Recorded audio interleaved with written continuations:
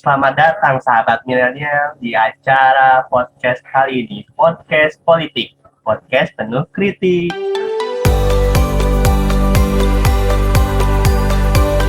Podcast kali ini membahas tentang kritik pemerintahan dari sudut pandang kaum milenial. Kali ini bersama saya Galuh beserta narasumber kita kali ini yaitu Gary dan juga Najla. Halo. Halo. Nah, pada kali ini kita akan membahas tentang Pancasila, oke? Oke. Jangan ketinggalan, stay tune terus ya. Nah, untuk topik pertama ini, biar pemanasan dulu lah ya. Nah, gue mau nanya nih, kalian udah pernah tahu Pancasila sebagai dasar negara Republik Indonesia kan? Udah lah. Iya, udah sih.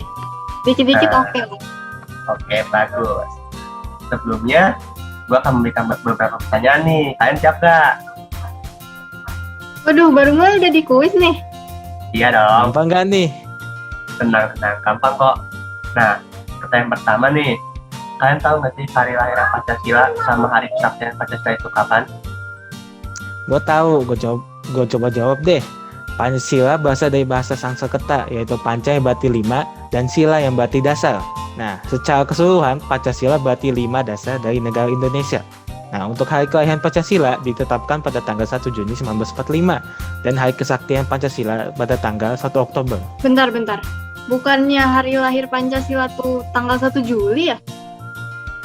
Lo nggak pernah baca PKN ya? Atau jangan pas baca PKN tidur terus ya? Enggak enak aja loh. Gue cuma merem dikit sih di kelas.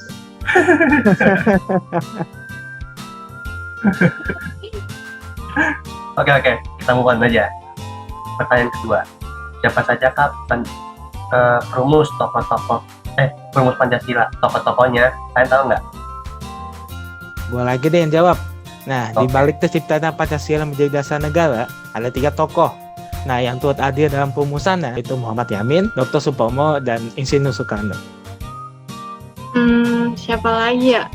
Seinget gue cuma Soekarno sama Muhammad Hatta, iya kan? Ya sih. Nggak salah sih. Nah, kan Bung Hatta ikut serta dalam revisi sila pertama kan. Nah, so yang sebelumnya itu bunyinya ketuhanan dengan kewajiban menjalankan syariat Islam bagi pemeluk-pemeluknya. Nah, itu habis itu diubah menjadi ketuhanan yang Maha Esa. Mantap. Ahli sejarah banget nih, Ger. Iya dong. Oke. Selanjutnya kita naik stepnya yang agak lebih serius dikit ya. Aduh, Kalian serem. tahu nggak sih? Kalian tahu nggak sih makna Pancasila itu apa bahasa Indonesia? Nah, kalau yang ini gue tahu nih. Pancasila itu memiliki makna sebagai dasar negara Indonesia. Pancasila juga dijadikan sebagai sumber dari segala hukum, yang artinya setiap hukum yang ada di Indonesia itu harus berdasarkan Pancasila. Kata-kata Najwa itu benar tuh. Nah, untuk lambang Pancasila itu sendiri juga memiliki makna. Nah, Pancasila yang digambarkan dengan lambang seekor burung Garuda yang memiliki makna yang artinya sebuah sumber kekuatan. Nah, selain itu, dengan warna emas yang terdapat pada burung Garuda tersebut memiliki makna sebagai simbol kemuliaan. Terus bagi kalian Pancasila itu buat apa sih buat kehidupan sehari-hari? Menurut gua sih, Pancasila itu sebagai dasar negara, yaitu Pancasila dijadikan sebagai dasar atau pedoman bagi masyarakat maupun pelajar Indonesia. Nah, sehingga sikap seorang pelajar harus mencerminkan nilai-nilai yang ada dalam Pancasila itu sendiri. Najla dari tadi senyum-senyum doang nih. Pendapat Najla gimana nih?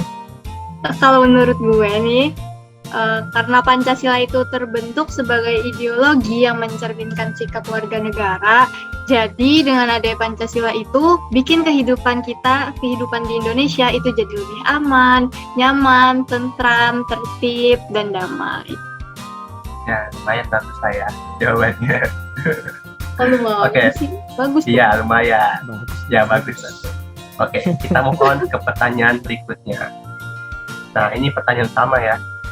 Kalian, gue mau nanya nih, menurut kalian Pancasila itu masih relevan nggak sih untuk di zaman milenial kali ini?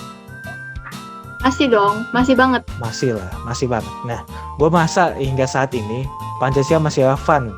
Nah, karena Pancasila merupakan hasil kesimpulan dari ideologi yang ada dan tepat untuk kehidupan berbangsa dan bernegara baik di masa kini maupun di masa depan. Nah, untuk awal mula Pancasila terbentuk karena Pancasila merupakan cerminan dan disesuaikan dengan bangsa Indonesia sendiri. Setelah bangsa Indonesia sudah menerapkan nilai-nilai Pancasila tersebut, Pancasila itu bersifat dinamis. Nah, yaitu di mana ia akan selalu menyesuaikan dan mengikuti perkembangan zaman. Bener, gue juga setuju banget sama yang dikatakan oleh Gary tadi. Sampai saat ini pun sebenarnya Pancasila masih relevan ya untuk dijadikan ideologi Republik Indonesia. Karena Indonesia sendiri itu merupakan negara kepulauan kan. Nah, jadi di dalamnya itu terdiri dari berbagai macam suku, adat, budaya, dan agama. Nah, kalau nggak ada Pancasila nih, kita tuh jadi sulit bersatu gitu.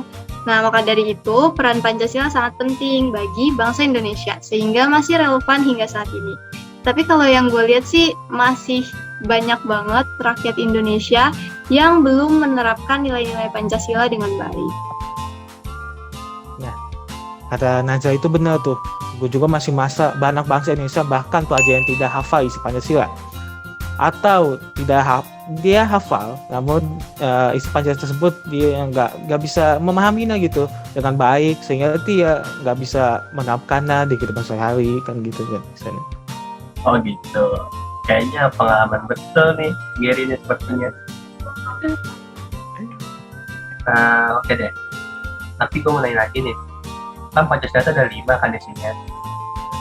Nah, kalau menurut kalian tuh 5 dasar itu masih bisa diterapkan dengan baik gak sih di dalam kehidupan sehari-hari? Kalau menurut gue, sebagian orang mau menerapkan dengan baik dan nilai Pancasila itu kan. Nah, pada kehidupan sehari, bahkan pada zaman milenial ini, seperti halnya sesuai dengan sila pertama yang bunyi ketuhanan yang Maha Esa.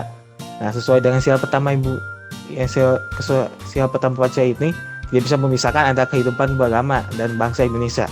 Nah, untuk penerapannya, sila pertama ini dalam kehidupan sehari-hari yaitu sebagai bangsa Indonesia yang hidup berdampingan harus dapat saling menghormati satu sama lain dan antar umat beragama. Nah, bersikap toleransi dengan agama lain dan tidak menjelekkan agama lain. Nah, sedangkan untuk penerapan untuk diri sendiri, kita harus rajin beribadah dan memperbanyak kebaikan. Nah, untuk sila kedua yang bumi kemanusiaan yang adil dan beradab, contoh penerapannya yaitu kita harus saling mencintai. Nah, aduh, mencintai siapa manusia. tuh? Mencintai siapa tuh? Ada pengalaman gitu. Pengalaman tuh. Contohnya sangat-sangat relevan sekali ya. Betul. Nah, Oke, lanjut lagi. gue terusin ya. Untuk membantu sama manusia dan bersikap semena-mena terhadap orang lain. Nah, itu jangan. Kemudian untuk sila ketiga yang bunyi persatuan Indonesia, yaitu kita sebagai bangsa Indonesia tidak boleh saling bermusuhan dan harus menjaga persatuan antar bangsa untuk kepentingan bersama. Nah, untuk yang keempat yang bunyi kerakyatan yang dipimpin oleh hikmah kebijaksanaan dalam pengusahaan perwakilan. Nah, untuk contohnya yaitu ketika sedang diskusi, kita tidak boleh memaksakan kehendak kepada orang lain dan mengutamakan musyawarah dan mengambil keputusan.